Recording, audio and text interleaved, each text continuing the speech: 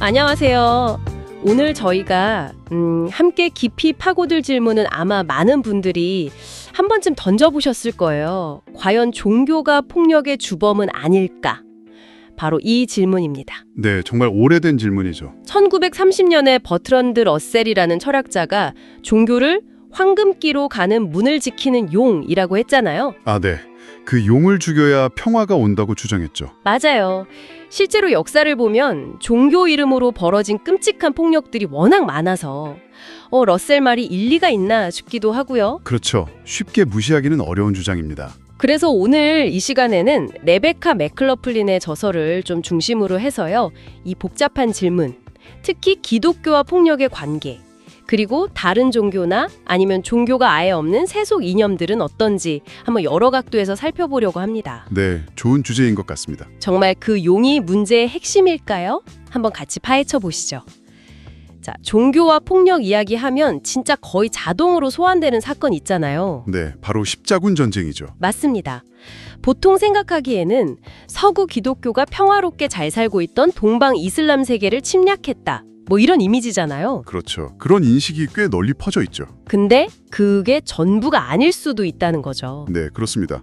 역사가 토머스 매든 같은 학자는 십자군 전쟁이 역사상 가장 크게 오해받는 사건 중 하나다. 이렇게까지 지적합니다. 가장 크게 오해받는 사건이요? 네, 대중 역사책들이 이미 오래전에 반박된 잘못된 통념을 계속 반복하고 있다는 거예요. 아, 노버트 루이스 윌킨 같은 학자는 또 다르게 설명하는데요.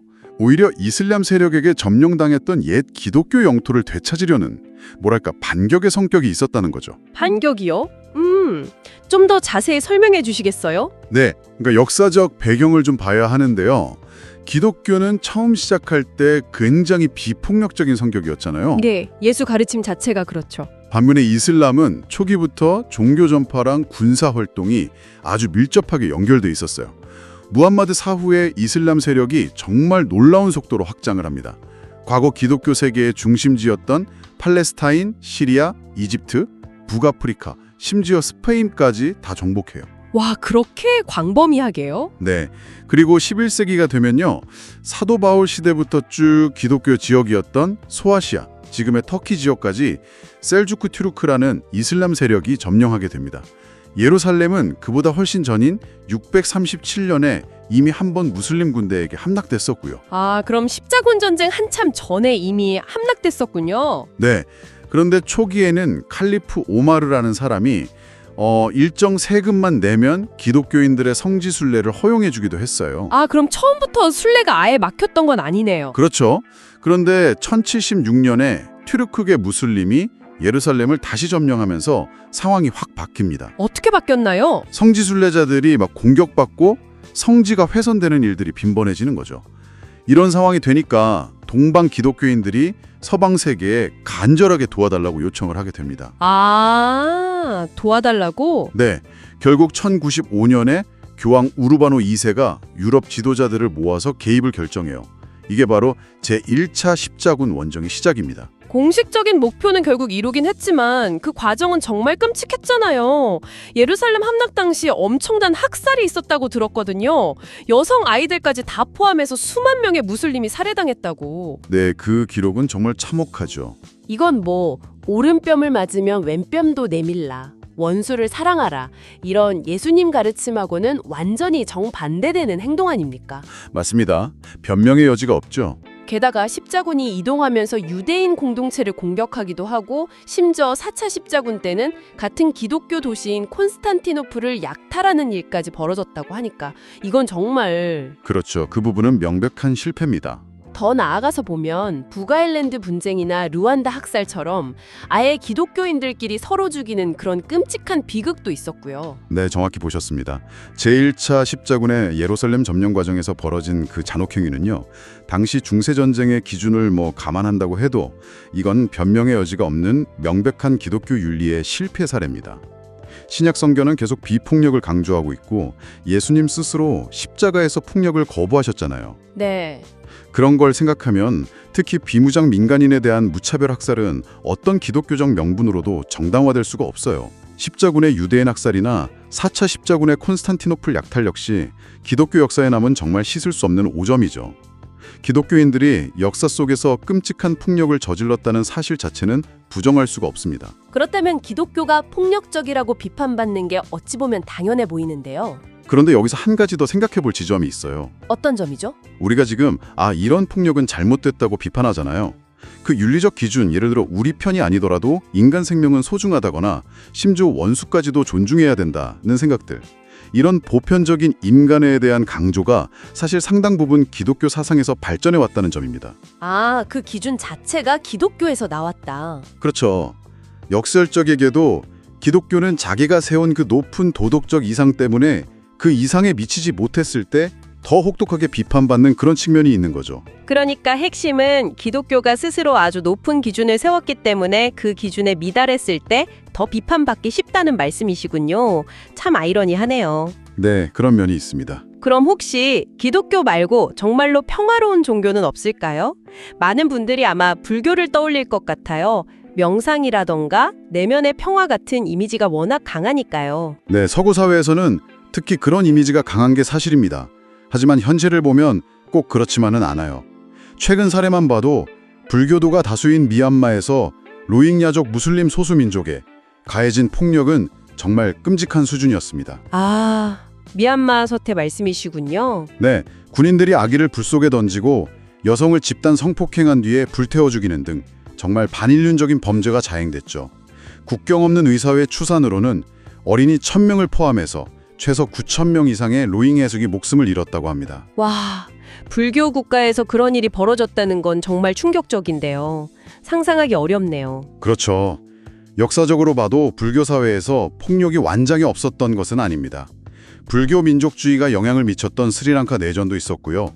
현대 태국 남부에서 계속 벌어지고 있는 폭력 사태도 있고, 심지어 티베트 불교 내부 종파 간의 폭력 문제라던가 제2차 세계대전 당시에 일본 불교 일부 종파가 전쟁에 협력했던 사례도 있습니다. 그렇군요. 또 시간을 좀 더 거슬러 올라가면 17세기 일본에서는 신토와 결합된 불교 정부가 수만 명의 기독교인들을 정말 잔인하게 박해했어요.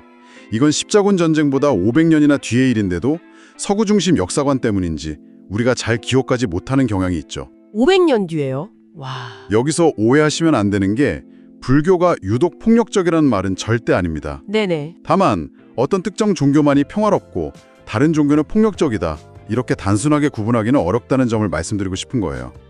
사실상 거의 모든 주요 종교가 역사 속에서 폭력과 연루된 기록을 가지고 있습니다. 듣고 보니 정말 그러네요. 특정 종교만의 문제라기보다는 그냥 인간 사회 어디서든 폭력이 나타날 수 있다, 뭐 이런 거군요. 그렇죠. 그렇게 보는 게 더 현실적일 수 있습니다. 그렇다면 다시 처음 질문으로 돌아가서 버트런드 러셀의 주장, 그러니까 종교 자체가 문제라는 주장이 더 설득력을 얻는 것 아닐까요? 종교라는 그 용만 없애면 세상이 더 평화로워질까요? 칼 마르크스도 종교를 인민의 아편이라고 불렀잖아요. 사람들이 현실의 고통을 잊고 저항하지 못하게 만든다고 비판했고요. 네. 마르크스는 종교가 사회 구조적인 억압을 정당화하고 유지하는 역할을 한다고 봤습니다. 그래서 종교를 없애는 것이 진정한 해방과 정의를 실현하는 길이라고 생각했죠. 네. 하지만 그 결과는 어땠을까요? 20세기의 마르크스주의를 기반으로 세워진 공산주의 정권화에서 구소련에서는 약 6,100만 명, 중국에서는 약 3,500만 명 이상이 국가폭력에 의해 목숨을 잃은 것으로 추산됩니다. 6,100만, 3,500만 명이요? 네, 정치학자 R.J. 러멜이라는 분의 연구에 따르면 마르크스주의가 역사상 그 어떤 종교보다도 훨씬 더 많은 피를 흘리게 한 이념이라고 단언합니다. 어떤 종교보다도요? 네, 그의 분석에 따르면 마르크스주의 정권들은 유혈 테러, 대규모 숙청, 강제 수용소, 강제 노동, 인위적인 기근, 초법적 처형, 집단 학살 같은 방법을 통해서 권력을 유지하거나 확장했다는 거죠. 종교라는 용을 죽이려고 했더니 어떻게 보면 더 무서운 괴물이 나타난 셈이라고 볼 수도 있겠죠. 와, 6천만 명, 3,500만 명이라니. 종교를 없애려다 그런 끔찍한 결과를 낳았다는 건 정말 충격적인데요. 러멜의 분석은 많은 걸 생각하게 하네요. 그렇죠. 그럼 나치즘은 어떻게 봐야 할까요? 홀로코스트는 어쨌든 오랜 기독교 전통을 가진 독일에서 일어났고 많은 기독교인들이 동조하거나 침묵했으니까요. 이건 기독교의 책임이라고 봐야 하는 거 아닌가요? 히틀러 자신도 초기 연설에서는 신을 언급하기도 했고요. 네, 히틀러가 종교적인 언어나 감성을 이용하려고 한 건 사실입니다. 하지만 그의 궁극적인 목표는 기독교 자체를 파괴하거나 아니면 완전히 자신들의 입맛에 맞게 변질을 시키는 것이었어요. 파괴요? 네. 나치는 기독교를 완전히 부정하는 대신에 긍정적 기독교라는 아주 기만적인 용어를 사용했습니다. 긍정적 기독교요? 그게 뭔가요? 이게 뭐냐면 사실상 성경을 나치 이데올로기에 맞춰서 완전히 뜯어고친 거예요. 예를 들면 예수를 유대인이 아니라 금발의 푸른 눈을 가진 아리아인 영웅으로 만들고 유대교적 배경이 담긴 구약 성경은 아예 폐기하려고 했고요. 약자에 대한 연민이나 원수사랑 같은 예수의 핵심 가르침은 제거하고 군국주의적인 내용으로 왜곡했습니다. 세상에, 거의 새로운 종교를 만든 거나 마찬가지네요. 그렇습니다. 심지어 예수의 자리에 히틀러 자신을 앉히려고 했어요. 당신의 총통이자 주를 찬양하라 뭐 이런 식의 나치식 10계명이나 주기도문을 본떠서 총통을 찬양하는 히틀러 청소년단 기도문 같은 것들이 만들어졌습니다. 이건 기독교가 아니라 기독교의 껍데기만 쓴 완전히 다른 종교였던 거죠. 정말 끔찍하네요. 비극적이게도 당시 많은 독일 목회자들이 여러 가지 이유로 여기에 동조하거나 침묵했던 건 사실입니다. 하지만 동시에 중요한 것은 교황 비오 11세가 1937년에 회칙을 통해서 나치즘이 기독교를 말살하려는 박멸전쟁을 벌이고 있다고 강력하게 비판했고 디트리히 보네퍼 목사나 백장미던 학생들처럼 목숨을 걸고 나치즘에 저항한 용감한 기독교인들도 분명히 있었다는 사실입니다. 네, 보네포 목사님 이야기는 저도 들어봤습니다. 그리고 또 한 가지, 히틀러는 자신의 그 인종차별적인 이데올로기를 정당화하기 위해서 당시에 왜곡된 과학이론, 그러니까 우생학적인 사회 진화론을 끌어들였어요. 과학 이론가지요? 네, 강한 인종이 약한 인종을 지배하는 게 자연의 법칙이다. 이런 끔찍한 논리였죠. 니체의 초인 사상을 왜곡해서 아리아 민족에게 적용하기도 했고요. 결국 나치즘은 단순히 왜곡된 종교뿐만 아니라 왜곡된 과학과 철학까지 동원된 끔찍한 혼종 괴물이었다고 봐야 합니다. 듣고 보니 종교도 또 종교가 아닌 세속 이념도 폭력 문제에서 자유롭지 못하다는 거군요. 그렇다면 혹시 정치 체제가 답이 될 수는 없을까요? 예를 들어서 자유민주주의 같은 거요. 아, 민주주의요? 네. 스티븐 핑커 같은 학자는 민주주의 국가들이 전쟁이나 대량 학살을 훨씬 덜 겪는 경향이 있다. 이런 통계적 증거를 제시하기도 하는데요. 네, 민주주의가 폭력을 줄이는 데 긍정적인 역할을 한다는 점은 많은 연구에서 나타나는 사실입니다. 실제로 민주주의 국가끼리는 전쟁을 거의 하지 않는다는 민주평화론이라는 이론도 있죠. 그렇죠. 하지만 여기서도 한 두 가지 점을 좀 더 깊이 생각해 봐야 해요. 첫째는 현대 민주주의가 마치 종교와는 아무 상관없이 그냥 저절로 발전하고 확산된 것처럼 생각하기 쉽지만 실제로는 기독교적인 가치관이 굉장히 중요한 토대를 제공했다는 점입니다. 기독교적 가치관이요. 예를 들면 어떤 건가요? 예를 들면 모든 인간은 신 앞에서 동등하게 창조되었다는 믿음, 또 권력자는 군림하는 사람이 아니라 백성을 섬기는 종, 즉 서번트여야 한다는 개념, 그리고 인간 본성은 완벽하지 않기 때문에 권력을 분산하고 서로 견제해야 한다는 현실적인 인식, 이런 것들이 서구 민주주의 발전에 큰 영향을 미쳤습니다. 기독교 선교사들이 민주주의 확산에 기여했다는 연구도 있다고 들었는데요. 네, 맞습니다. 정치학자 로버트 우드베리의 연구가 아주 대표적인데요. 그는 특히 개신교 선교사들의 활동이 과거 식민지였던 아프리카, 아시아, 라틴 아메리카 같은 곳에서 민주주의가 뿌리내리는데 결정적인 역할을 했다고 주장합니다. 어떤 식으로요? 선교사들이 종교의 자유를 옹호하고 대중교육을 확산시키고 또 인쇄술이나 언론 보급에 힘쓰고 자발적인 시민사회 조직 형성을 도왔던 것이 장기적으로 안정적인 민주주의 발전의 밑거름이 되었다는 분석이죠. 흥미롭네요. 그럼 두 번째는 뭔가요? 두 번째로 고려해야 할 점은 세계에서 두 번째로 큰 종교인 이슬람교의 경우 그 핵심 교리 안에 서구식 자유민주주의와 조화되기 어려운 정치 및 법체계, 즉 샤리아에 대한 관점을 포함하고 있다는 사실입니다. 아, 샤리아 법이요. 네, 이슬람 협력기구 OIC라고 하죠. 57개 회원국 대부분이 민주주의 지수에서 낮은 평가를 받고 있고요. 2010년대 아랍의 봄 혁명이 있었잖아요. 네, 기억납니다. 이 강화로 이어진 사례가 많다는 점도 시사하는 바가 큽니다. 즉, 민주주의는 그냥 주어지는 게 아니라 그것을 지탱하는 어떤 특정 철학적, 문화적 기반 위에서 가능하다는 점을 기억해야 합니다. 결국 논의가 다시 처음으로 돌아가는 느낌인데요. 그렇다면 정말 근본적인 질문인데 기독교인들조차 왜 그렇게 자주 폭력적이거나 예수님의 가르침과는 거리가 먼 모습을 보이는 걸까요? 십자군 전쟁부터 시작해서 노예제도 옹호, 인종차별 지지, 나치 협력, 이런 부끄러운 역사들이 반복되는 근본적인 이유가 뭘까요? 네, 성경 자체가 그 이유에 대해서 몇 가지 답을 제시하고 있습니다. 성경에서요? 네, 첫째는 스스로 나는 기독교인이다라고 말하는 모든 사람이 진정으로 예수님을 따르는 제자는 아니라는 겁니다. 특히 기독교 신앙이 사회적으로 핍박받는 길이 아니라 오히려 권력이나 이익을 얻는 수단이 될 때, 그럴 때는 이름뿐인 신자들이 많아질 수 있겠죠. 예수님 스스로도 마지막 심판 때 많은 사람들이 주여 주여 하면서 자신을 안다고 주장하겠지만 실제로는 가난하고 소외된 이웃을 돌보지 않았다는 이유로 내가 너희를 도무지 알지 못한다, 이렇게 배척하실 거라고 경고하셨습니다. 마태복음 25장에 나오는 이야기죠. 겉모습과 실제 믿음이 다를 수 있다는 거군요. 네, 그리고 두 번째 이유는 더 근본적입니다. 성경은 인간이 본래부터 완전히 선하지 않다고 가르칩니다. 인간이 선하지 않다. 네, 모든 인간 안에는 죄성이라고 불리는 이기심과 자기중심성으로 기울어지는 아주 강력한 경향성이 있다는 것이죠.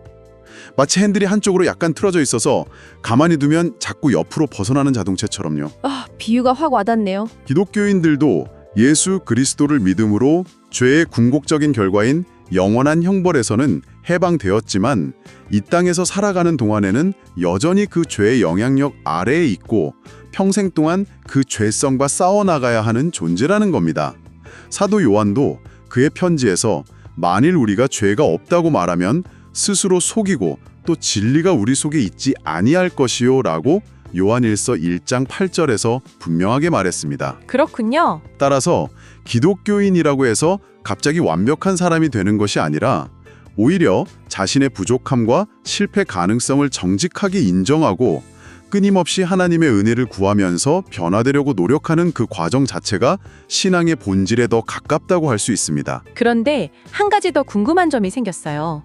기독교 신앙의 가장 중심적인 상징이 바로 십자가잖아요. 네, 그렇죠. 근데 이건 사실 굉장히 폭력적인 사건. 그러니까 로마 제국에 의해서 무고한 사람이 공개 처형당한 것을 나타내는 것 아닌가요? 이런 상징이 혹시 폭력을 미화하거나 아니면 폭력에 좀 무감각하게 만드는 그런 부작용은 없을까요? 아주 흥미로운 질문인데요.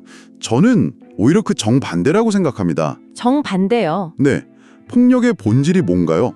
강한 자가 자기 힘을 사용해서 약한 자를 해치고 억압하는 거잖아요. 그렇죠. 그런데 십자가 사건은 기독교인들이 하나님 자신이라고 믿는 가장 강하신 분이 가장 약하고 힘없는 자들을 구원하기 위해서 인류 역사상 가장 끔찍하고 수치스러운 형태의 폭력인 십자가형을 스스로 자발적으로 감당하신 사건입니다. 이것은 폭력을 미화하는 게 아니라 오히려 폭력이 얼마나 추악하고 잔인한 것인지를 가장 극명하게 드러내고 그 폭력에 영원한 수치심을 안겨주는 행위라고 볼 수 있습니다. 폭력의 추악함을 고발한다. 네, 십자가는 폭력의 근본 원인이 단순히 교죽이 부족하거나 민주주의가 미흡하거나 기회가 불평등해서가 아니라 성경이 죄라고 부르는 인간 내면의 깊은 문제, 즉 하나님을 거역하고 스스로 왕이 되려는 교만과 이기심에 있다는 것을 직시하게 만듭니다. 그리고 예수님의 부활은 그 악과 폭력이 결코 최종적인 승리를 거두지 못할 것이며 오히려 그리스도를 위해 자신을 내어주는 사랑과 희생이야말로 진정한 생명과 승리로 이어진다는 강력한 희망을 선포하는 것이고요. 그러니까 십자가는 폭력의 고발이자 동시에 그에 대한 궁극적인 대안으로서의 희생적 사랑을 보여준다는 말씀이시군요. 그렇습니다. 바로 그 십자가와 부활에 대한 믿음이 역사적으로 4세기 기독교인들이 로마 제국에서 최초로 병원을 세워서 병들고 버려진 이들을 돌보게 했고 윌리엄 윌버포스 같은 사람이 노예제 폐지를 위해 평생을 바치게 했으며 마틴 루터 킹 목사가 비폭력 저항 운동으로 인종차별에 맞서 싸우게 했고 오늘날에도 전세가 수많은 이름 없는 기독교인들이 가난과 질병, 재난 현장에서 묵묵히 자신을 희생하며 이웃을 섬기게 하는 강력한 동기가 되고 있습니다. 네. 퓰리처상을 수상한 저널리스트 니콜라스 크리스토프가 지적한 것처럼 세상에서 가장 어둡고 위험한 곳, 예를 들어 분쟁 지역의 난민촌이나 인신매매 현장 같은 곳에 가보면 가장 용감하고 헌신적으로 사람들을 돕고 있는 이들 가운데 상당수가 바로 자신의 신앙을 행동으로 실천하는 복음주의 기독교인들이라는 사실을 발견하게 된다고 하죠. 오늘 우리는 종교가 폭력의 원인인가 하는 정말 어렵고 민감한 질문에 대해서 여러 각도에서 깊이 들여다보는 시간을 가졌습니다. 네, 쉽지 않은 주제였죠. 분명한 것은 종교는 때때로 끔찍한 폭력을 정당화하거나 조장하는 도구로 사용될 수 있다는 사실입니다. 그건 부정할 수 없고요. 맞습니다. 하지만 동시에 종교는 수많은 사람들에게 자신을 희생하면서까지 이웃을 사랑하고 섬기도록 강력한 영감과 동기를 부여하는 힘이 되기도 한다는 점입니다. 네, 그 양면성을 다 봐야겠죠. 특히 기독교의 경우 그 역사 속에 분명히 부끄러운 실패와 잘못들이 존재하지만 동시에 인류 역사 속에서 평화와 정의, 인권, 그리고 민주주의와 같은 가치를 발전시키는데 중요한 긍정적 기여를 해왔다는 점도 좀 균형 있게 평가해야 할 것 같습니다. 네, 동의합니다. 그래서 오늘 논의를 마무리하면서 여러분께 마지막으로 던지고 싶은 질문은 이것입니다. 네, 말씀해 주시죠. 20세기에 종교를 없애고 인간 이성으로 유토피아를 건설하려 했던 공산주의나 나치즘 같은 거대한 세속 이념들이 역사상 유례없는 규모의 폭력과 학살을 저질렀다는 사실을 우리가 봤잖아요. 네, 충격적인 숫자였죠. 그리고 동시에 종교적 신념이 역사 속에서 가져온 수많은 긍정적인 기여들을 함께 생각해 볼 때 과연 우리는 종교만 사라지면 세상이 저절로 더 평화로워질 것이다 라고 그렇게 쉽게 단정할 수 있을까요? 어쩌면 우리는 종교라는 이름의 용에게만 모든 책임을 돌리면서 사실은 우리 모두의 내면에 도사리고 있는 더 근본적이고 깊은 폭력성의 문제, 성경이 죄라고 부르는 바로 그 문제로부터 애써 눈을 돌리고 있는 것은 아닐까요?